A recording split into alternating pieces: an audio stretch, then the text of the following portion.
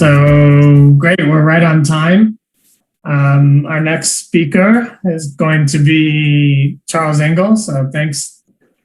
So this paper is with Javier, Bianchi, and Saki, Bigio. And I have to admit that until 45 minutes ago, I didn't realize I only had 15 minutes. And so I got way too many slides. I'm going to talk fast and see how far I get. Skip slides too. So the motivation of this paper is that, a lot of recent literature has noted the fact that the dollar appreciates during times of global downturn and global uncertainty, and talk about the fact that the dollar is a good hedge against these times of global uncertainty. But the literature doesn't have a really convincing reason of why the dollar gets stronger during those periods. And here we're trying to contribute one possible reason, and our focus is on the intermediation sector. So the notion is that funding becomes more uncertain during times of global uncertainty, and in particular, because dollar funding is so important in the global system, it's the dollar funding has become more uncertain.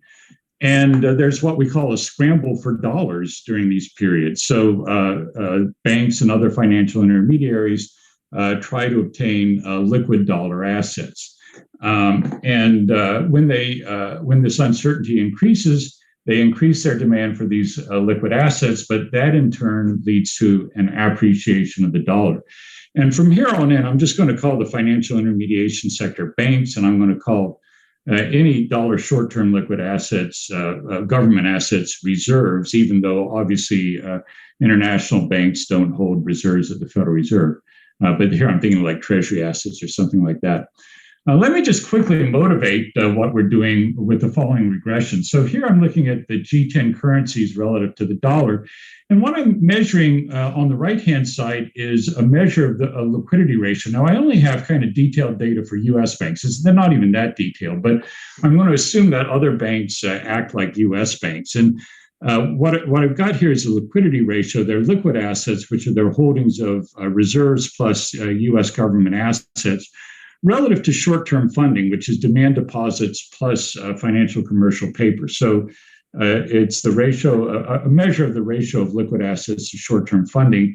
And what this equation is saying is that when that rises, the dollar should appreciate.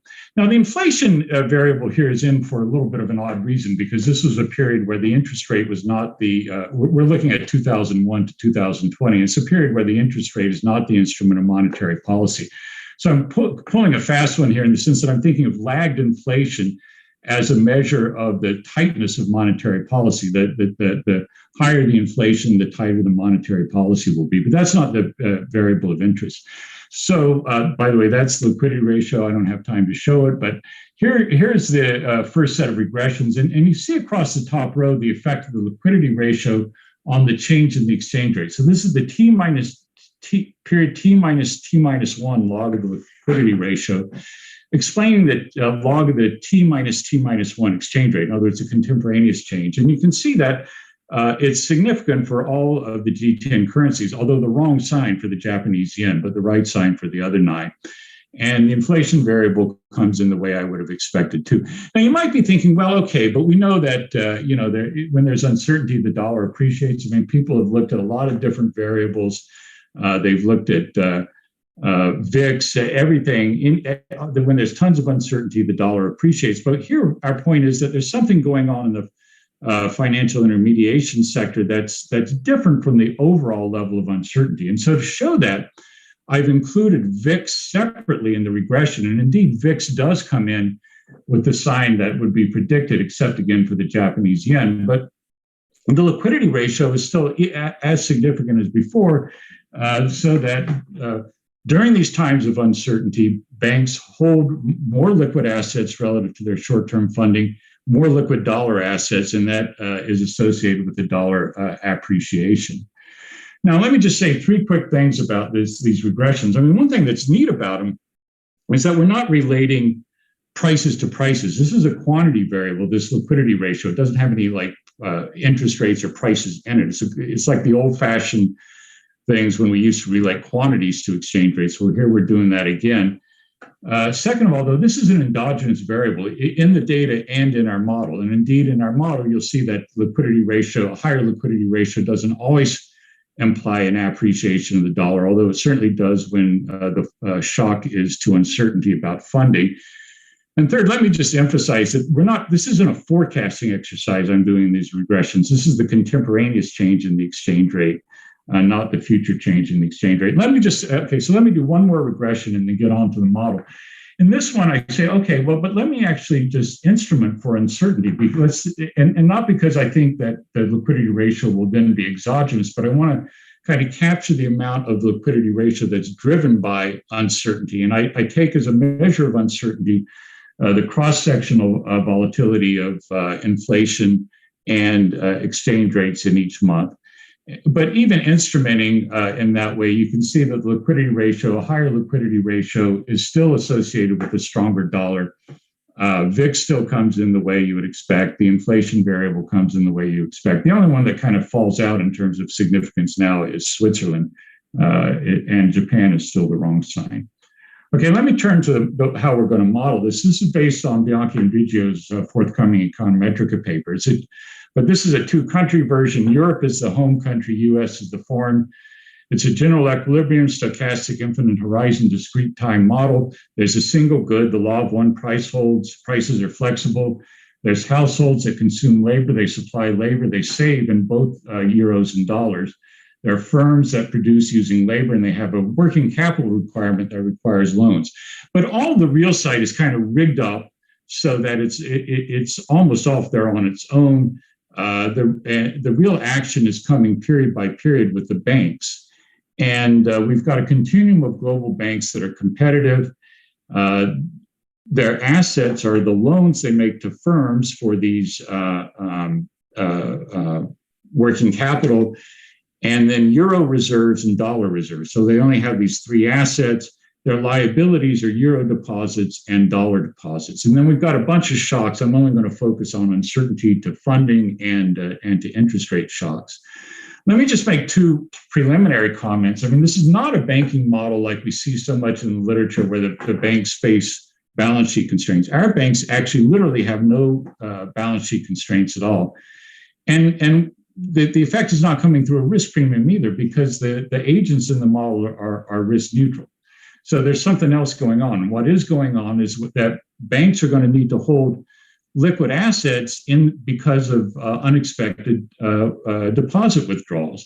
And if they run out of the liquid assets, it's costly. They have to go to an interbank market and borrow from banks that have a surplus of liquid assets. And then if they're really unlucky and they don't make a match on this interbank market, then they have to go to the discount window at the central bank and borrow at an even higher rate. And so what we see is that when there's an increased volatility of dollar withdrawals and deposits, that's going to lead banks to hold a higher liquid asset to deposit ratio. That's going to lead to a higher liquidity yield on these liquid dollar assets and an appreciation of the dollar. So let me just do this super fast. Here are the assets the banks hold. Their loans to firms, euro reserves and dollar reserves, and their liabilities are euro deposits and dollar deposits. They would pay dividends, but it's competitive and they don't make any profits in equilibrium. Let me just skip that slide. So, there's two stages in the bank's problem. There's the investment stage where they decide on which assets to hold and how many deposits to have in euros and dollars. Once they've decided that, that's set, but then there's a balancing stage where depositors may come and take money out of the bank. So S, for example, is for the home currency. The euro is how many liquid assets the bank has set aside. M is the amount that they've set aside, but then a certain fraction of their deposits may be withdrawn if omega is negative, or they may be added to if they get deposits. So there's switching between banks by depositors. If S goes negative, this bank's in trouble because it's run out of liquid assets and it has to satisfy the depositors. So how does it satisfy the depositors? Well, it goes to this interbank market where there may be banks who had enough liquid assets and they can lend to the banks with a shortfall on the interbank market. And there's a separate interbank market for euros and for dollars. And let me just skip to the bottom here and note then that IM is the interest rate that reserves pay. IW is the interest rate if a bank with a shortfall is not able to make a match on the interbank market, but IF is going to be an intermediate rate that will occur, and this is an endogenous variable that will occur if a bank with a shortfall makes a match with a bank that has a surplus. And so let me skip that, but you can think about, well, what's the cost of running out of reserves? And the answer is, well, first of all, if you're short of reserves, there's a probability of making a match on the interbank market times the excess you have to pay for an interbank loan relative to what you would have earned on if you had reserves. And then if you don't make a match, things are even worse because then you have to borrow at the window, and that will also be above the interest rate you could have earned on reserves if you had enough reserves. So that's the cost of running out of reserves if you have a shortfall. If you have an excess reserve of reserves, what you gain is the probability side there that you may be able to make a loan on the interbank market and earn more than the interest rate on reserves. So the real economy, I'm going to skip. It's just super simple, blah, blah, equilibrium. Let me just get to the key thing here, which is what's the yield, the liquidity yield from holding an extra unit of reserves? Well, it's the probability that you'll end up with a surplus of reserves times what we just saw is the gain from holding a surplus, plus the probability of running shorter reserves times the cost of running shorter reserves. And let me just note that if there were very low probability of having to go to the discount window, this liquidity yield is exactly proportional to what people have called the convenience yield, the difference between the interbank rate and the rate on reserves of the Treasury rate. And this is what, for example, Steve Wu and I have looked at, or Jane Krishnamurthy and Lustig. So the point is that the convenience yield is measuring the value of holding these reserves or these liquid assets. And of course, there's a convenience yield on both the foreign and the domestic assets. And the relative convenience yield is going to be what we call the dollar liquidity premium. So it's the difference between the convenience yield on the dollar liquid reserves and the euro reserves. And that's, in turn, the deviation from uncovered interest parity. So in other words, the euro is going to pay a higher expected return when in money terms, when the dollar is more liquid, because the dollar has this implicit return for being for its liquidity value. So let me just give you three quick results here. One is that if there's an increase just in supply of deposits, that's going to actually lower the liquidity yield because that's going to I said that wrong. It's going to lower the liquidity ratio because there are a lot more deposits out there, and banks don't fully adjust their amount of liquid assets, but it does raise the value of having liquid assets. And so this is the case where the liquidity ratio goes the wrong way, would go the wrong way in our regressions. In other words, the liquidity ratio is going down, but the dollar is getting stronger because there's more demand for dollar liquid assets. Now, if there was an increase in the interest that reserves paid, then you get the case where now banks want to hold more liquid assets because they pay a higher rate of return. But now the liquidity premium is lower because this huge holding of liquid assets lowers the liquidity value of the dollar on the margin, but the dollar does appreciate. The key result is this thing about volatility. So here we think of an increase in volatility being an increase in the variance of those withdrawals. And as I've already said, that's going to lead to banks holding a higher ratio of reserves to deposits. It's going to increase the dollar liquidity premium and appreciate the dollar. I got 30 seconds left according to my clock. We calibrated the model. It works. The regressions, they work, although I don't have time to explain it. I do want to just say this very quickly. This is a neat thing that our discussant hasn't seen yet, but using the common filter, Here we've drawn out the implied underlying volatility using the exchange rate and the liquidity ratio as data. And you can see that it kind of matches what we think were the periods of high volatility during the global financial crisis and during the European debt crisis. And now my clock tells me I'm out of time. Let me just say that we do say something about covered interest parity. Don't have time to talk about it. And I'll just conclude by saying that, what we think of this is providing a micro foundation for the convenience yield or the liquidity yield that's shown up in a lot of papers recently. And it draws this link between the observed liquidity ratios and the value of the dollar. Thanks for sticking to the time, Charles. We have comments from Ernest Leo. Thanks to the organizers for inviting me to discuss this very interesting paper.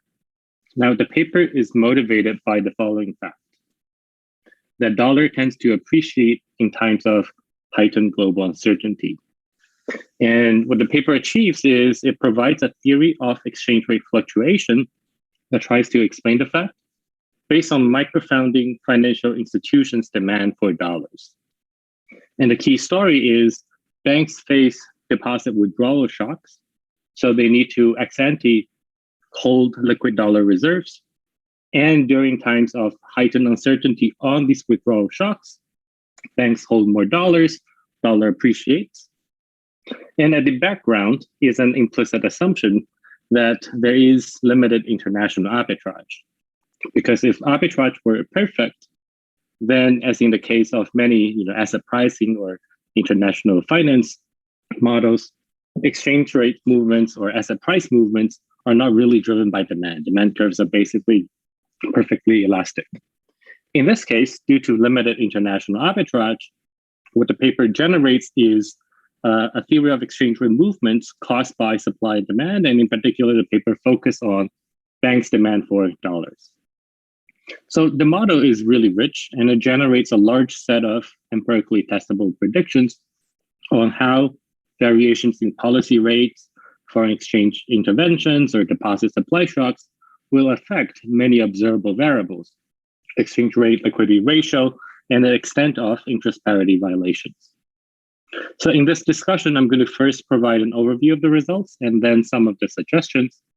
And in particular, I think I'm going to spend a little extra time on overview and summary of the results, partly because I kind of anticipated that, given that the author only had 15 minutes and given that it's such a rich model, one may not be able to fully cast a paper. So I'll walk through that.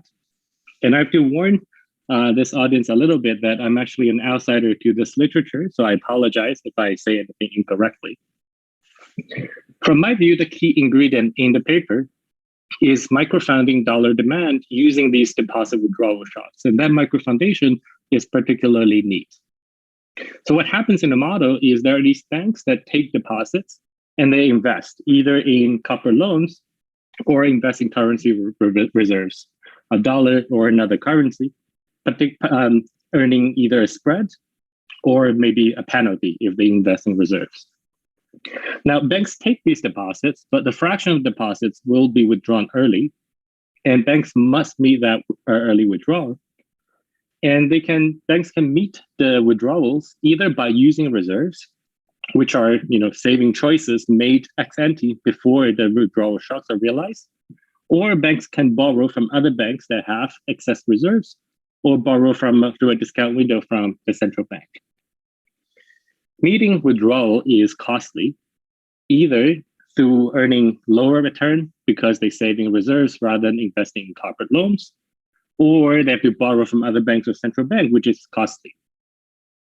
And the key novelty is the microfoundation of optimal liquidity ratio choice, which is an ex-ante choice of optimal reserve relative to quantity of deposits that banks take. I believe this microfoundation relates to an earlier paper written by some of the authors. And this object mu, that's the liquidity ratio or total reserve relative to deposits, that's a key object in the model and in the empirical analysis. And the model has many moving pieces and in infinite horizon. What enables the paper to derive very sharp analytic predictions is the fact that mu is actually scale-free, meaning this object, liquidity ratio, is invariant to changes in deposit supply or to bank's net worth. So if the total supply of deposits double, bank would just hold double the reserves, ceteris paribus, and the ratio stays unchanged. Of course, there are many other objects in the model that actually influence this liquidity ratio choice. In particular, when the real return of holding dollar reserve increases, banks are going to hold a higher liquidity ratio. Or under the micro foundation, when there's a greater uncertainty of the withdrawals. So when there's more uncertainty about how large will the withdrawals be, banks tend to hold more liquidity. And the liquidity ratio is decreasing in the real return of alternative investments, including corporate bond or holding of other currencies. Okay, so what this liquidity ratio choice generates is some interesting exchange rate dynamics and a violation of UIP and CIP. So I'm going to present a two-period version, a simplified version of the model. The actual model is infinite horizon, in which reserve positions affect exchange rate. And the short story is greater demand for dollar reserve than dollar appreciates in that period. On the other hand, the real return of dollar reserve also depends on exchange rate movements. So the real return is just the nominal return relative to the amount of depreciation of the dollar. So if dollar depreciates, real return will be lower than nominal return. One can already see from these two equations the richness in the model, in the sense that suppose there is, say, a deposit supply shock. So suppose D doubles in a given period, holding all the returns constant, reserve ratio will be constant. So total demand for reserves doubles, exchange rate appreciates. However, exchange rate appreciates in the current period, but how does the real return of dollar change depends on relative movements in exchange rate across periods, which depends on the persistence of these deposit supply shocks. So in the model, liquidity value of currency reserves, plus the assumption that there's limited international arbitrage, they jointly imply that return on financial assets will not be equalized. So real return of holding dollar will be different from real return from giving out corporate loans, different from holding another currency, reserves in terms of another currency. Hence, that implies the failure of UIP and CIP. In the model, as Charles said, banks are risk neutral, so UIP deviation is equivalent to CIP deviation. In particular, the paper defines dollar liquidity premium as the difference between real return of a foreign currency against the dollar. So it's the extent of UIP violation. In a sense, it's a premium in a sense that if dollar provides more liquidity value, then the real return of the dollar will be lower than the corresponding foreign currency. So the model generates a rich set of comparistatics due to its analytic tractability, shocks to deposit supply, shocks to the uncertainty, shocks to policy rates, all have predictions on exchange rate movements, on liquidity ratio, and on the dollar liquidity premium. And these predictions are subtle. They depend on persistence of shocks, which I find very interesting. So I'm going to walk through the intuition for one key shock in the model, which will be brought to the data. So let's consider higher uncertainty in a given period. Okay, greater uncertainty implies greater liquidity ratio given real returns. So that translates into greater demand for reserves, so dollar appreciates in a corresponding period. And recall, bank's optimal choice of liquidity ratio depends on these real returns and depend on the uncertainty. Okay, so when the shock is actually permanent, meaning uncertainty increases in both periods, dollar appreciates permanently, liquidity ratio increases permanently, meaning in both periods in this simplified version. Real return of dollar reserves actually is unchanged because exchange rate does not appreciate or depreciate between the two periods. So real return is unchanged and the dollar liquidity premium is unchanged. On the other hand, when the increase in deposit withdrawal uncertainty is temporary, so uncertainty increases initially, falls back to normal in the next period, then dollar appreciates in the initial period, but is expected to depreciate between the two periods So real return dollar reserves actually declines, and the excess or dollar liquidity premium actually increases. Again, the paper has a rich set of these analytic predictions. So let me walk through empirical support, some of the challenges, and my suggestions. So empirically, the paper finds that dollar tends to appreciate when dollar liquidity ratio increases, at least based on the set of US-based banks. And in particular, the paper finds that dollar tends to appreciate against all major currencies. And this relationship, this positive association between dollar appreciation and higher dollar liquidity ratio, this relationship is robust to controlling for VIX, which is a catch-all measure commonly used to capture global uncertainty. And last part of the presentation, Charles didn't really have time to show, is simulation based on the calibrated model can actually replicate this reduced form regression relationship. Okay, so challenge number one, the way I see it, is the paper sort of tries to, but doesn't fully differentiate between the empirical predictions of the new channel versus a channel that's well studied in the literature. That is, whether there's liquidity value of holding reserves due to uncertainty in deposit withdrawal versus flight to safety. Or during times of heightened uncertainty, investors just view dollar as gold, something that holds value when there's aggregate shock, when there's disaster risk, and so on. So in particular, it's actually really hard to measure uncertainty in terms of deposit withdrawal, and separately from other uncertainties. The paper does two things to partly address this concern. One is showing that this positive relationship between strength of dollar and dollar liquidity ratio is robust to controlling for VIX. So to the extent that VIX control for other kind of uncertainty that's unrelated to deposit withdrawal shocks, that is taken care of. And the paper also exploits a IV specification based on cross-country standard deviation in inflation and depreciation rates. So, because I'm an outsider to the literature, I don't know if these suggestions will be empirically feasible, but conceptually, they may help address some of these challenges.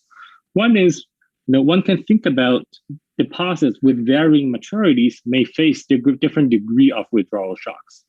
So a checking account versus a term deposit of long maturity, they're going to have different degree of uncertainty in withdrawals. So one could exploit variation in composition of deposit maturity. One is across banks. Certain banks may have larger portfolio of liability side that is shorter versus longer maturity. One can relate bank level composition of maturity to bank level dollar liquidity ratio. And second, one can also exploit over time changes in composition deposit maturity to dollar. Okay, that's suggestion number one. So basically, the empirical challenge is going from the uncertainty of dollar withdrawal shock to liquidity ratio movements, establishing that and show liquidity ratio movements affect the strength of the dollar. So suggestion number two relating to this challenge is actually to embrace the other determinants of this dollar liquidity ratio.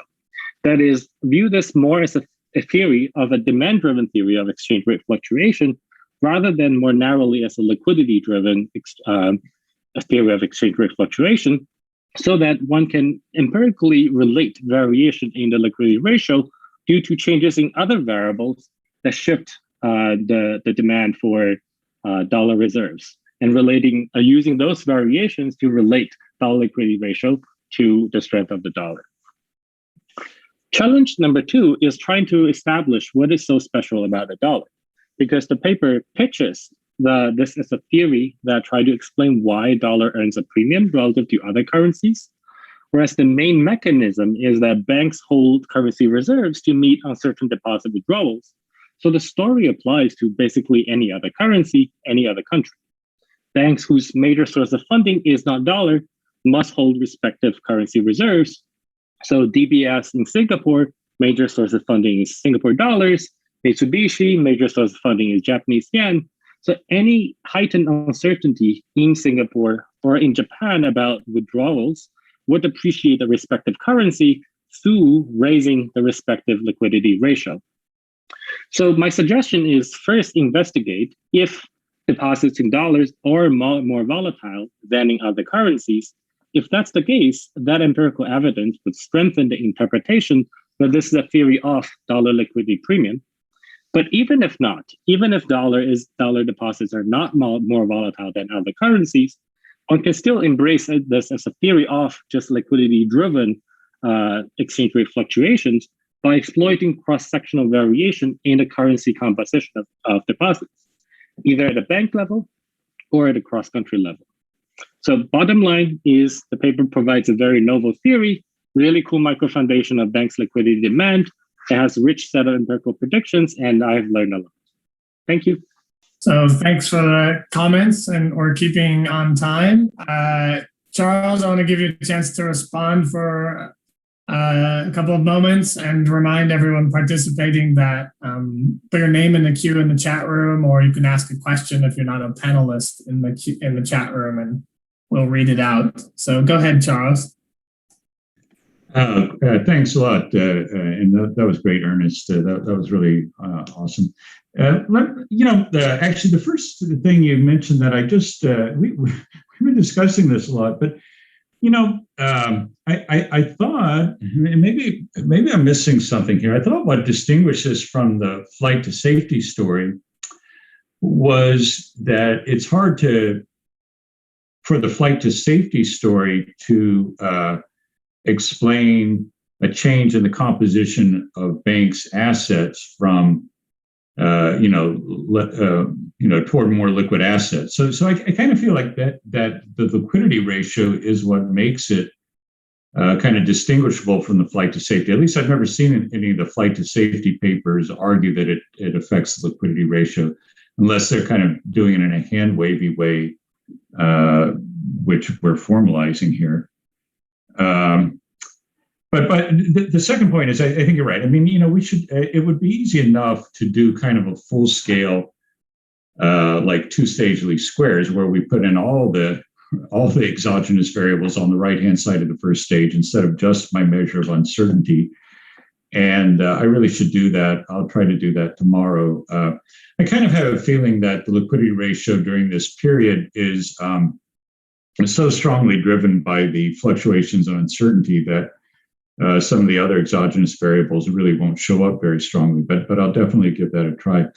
The last question is also something we were just talking about like a few days ago. I really need to document this a lot more strongly, and I had a slide in the paper, which I had a slide for tonight that I skipped over due to time constraints. But so what's special about the dollar is that, and maybe not so much in Asia, but in Europe, the volatile funding is in dollars. So these money markets are not heavily developed in euros or other currencies, but they are in dollars. So I don't really think of the volatility as coming literally from checking deposits. I think of it more coming from short-term funding through basically from short-term loans and from insurance companies or hedge funds or stuff like that, and that's strongly in dollars throughout the world. It dominates the short-term funding. But I should say, by the way, and I hadn't thought about doing this, but in the data, the short-term funding I'm looking at here is demand deposits plus financial commercial paper, but I can look at time deposits, and that really doesn't, if I throw that in, it doesn't really, they don't act like volatile deposits. So I guess, I thought of that as a negative result, but I guess I could put that in and say, see, it really is the volatile short-term deposits that matter. And so I think I will do that as well. So the queue is rather empty. Do any of the panelists want to jump in, or feel free? I just wanted to ask whether there's any explanation about why Japan is different from anyone else, because sometimes the narrative is Japan tends to be seen as another country where the flight to safety argument applies during crisis. But I'm not sure whether that makes any sense in your regressions, but I was curious why Japan always became an outlier. Well, that's got to be it, that it's a flight to safety. And, I think that, it's something to be explored. I mean, I don't really have a good explanation for that. One thing I should say is that the big problem in doing this is that it's hard to get detailed banking statistics for a lot of different countries of the type we want. And so I would like to know exactly these things about, well, what are the liquid assets held by Japanese banks? What are their volatile deposits? And I don't have that data, but that might help resolve some of these questions. So I had a question. I haven't read the paper, but one thing I think of when, things start happening like this is, people dumping assets and, scrambling for liquidity and, debt deflation type scenarios, and maybe a widening of, credit spreads, AAA versus something lower grade. Is that in your model? And, how does that fit into the story here? Well, no, it's not. And to be clear, this is, it's definitely a stylized model, and in part to emphasize that this is a new channel. So there are no risk aversion, and there are no balance sheet constraints on the banks. And I think both of those almost surely do matter. And again, thinking about the yen, and so we don't have that in there, and I'm not saying it's not important. A really small thing. I would have been interested in seeing if there's an interaction between the liquidity and the VIX, right? To see if it's an additional effect, in the regressions with those two terms interacting. So sort of that gives kind of I'm not sure what that's capturing, some kind of nonlinear effect. I see. So that. So if the liquidity effect is more important in times of uncertainty. Yeah. I have to think about that. So at the margin, that might be right. So I'll give that a try. I got some regressions I can run tomorrow. Can I ask you a very simple question? So that it's related to the Ernst fantastic discussion as well. So that maybe the neat arrangement in this model is the scale freeness from the size of the deposit. So that it's cool, but it's of course maybe then you don't have to worry about the dependence on a state variable, so that you can get the simpler derivation. But so I'm not so familiar with this literature, but is it for simplicity of analysis, or is it reflecting the reality, scale freeness of the No, it's definitely for simplicity, and actually it's kind of a pain in a way, because what we can't do, an argument we'd like to make is that the dollar is important because it's big. There's this, but we can't really do that because we could, but it would get rid of this simplicity thing. So we've thought about different. Our main thing is that we do think that dollar funding is more volatile because of the fact that there's, the short-term funding comes through these sort of money market and other things. But we've thought of other ways of making the dollar special, like, you could on the interbank market, you could trade dollars for euros, but not vice versa. But the scale thing, it would make it a lot harder, but it's just there for you're exactly right why it's there. Okay, thank you very much, Charles. I'm not sure it would be informative, but your right-hand side variable, the liquidity ratio, how does it compare to regulatory liquidity ratios under Basel III or under domestic regulation in individual countries? Do we see some fluctuation above the regulatory minima? Well, that's a good question. No, I think I skipped over the slide, but this liquidity ratio fluctuates a lot more because. The movement is coming, when banks want a lot of liquidity, so they got a lot more than they need. I mean, our liquidity ratio, the variable I'm measuring is often scale because I'm missing a lot of short-term funding. I mean, this is just, again, because the detail of the accounts. So, the numbers I'm using here are kind of like, much bigger than the actual liquidity ratio of the banks. But even if you look at liquid assets to total assets, the action is coming during these periods of high uncertainty, and not because of changes in regulation. Further questions from panelists? Attendees have yet to put anything in the chat room, so I'm going to assume that they're extremely happy with your paper. Well, everyone should be. So what happened to this? I missed this one too. What happened to the supply of these reserves? Like dollars, people talk about, the supply of safe assets in these moments fixed? No, that's I didn't do that exercise here in the paper, in the slides. And actually, in the simulations, we add another asset for households and then do open market operations. And so, that common filtering exercise at the end, I didn't really have time to say what we were doing there, but basically the story is that we're taking as data the exchange rate and the liquidity ratio, as well as interest rates set by the Fed and the European Central Bank, and a measure of open market operations. That's all data. And then we use the model to filter out this measure of uncertainty, as well as a measure of the supply of deposits. And so again, the other thing I skipped was the simulation of the liquidity yield, but that's all that does have changes in the supply reserve.